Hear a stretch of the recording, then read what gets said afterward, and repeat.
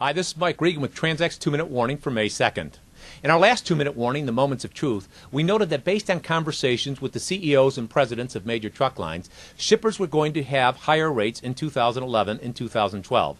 Now, some of you contacted us and said, Mike, if we're going to have higher rates, are there some things we can do to mitigate the impact of those increases or to, in fact, even reduce our transportation costs? And the great news is that based on over 27 years of experience and having worked with over 1,000 companies, we know here at TranzAct that there are some things that you can, in fact, do to lower your transportation cost.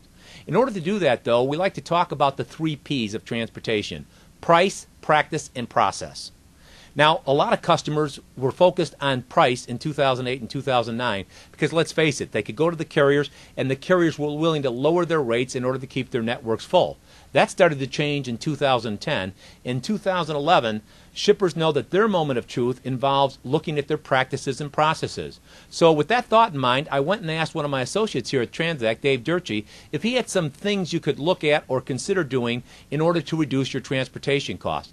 Dave gave me 3 things that you ought to consider. Number 1, you need to ask yourself, do I have good data which answers these questions? Where's my freight moving? How's my freight moving? And are there alternatives that I can use to reduce my transportation cost? The second thing you need to look at, though, are every aspect of your supply chain and transportation operations. For example, some shippers are now starting to take a look at their dock and asking themselves these questions. Is it costing more for my carriers to come and deliver or pick up freight? Because if it is costing me more, I'm going to end up paying more.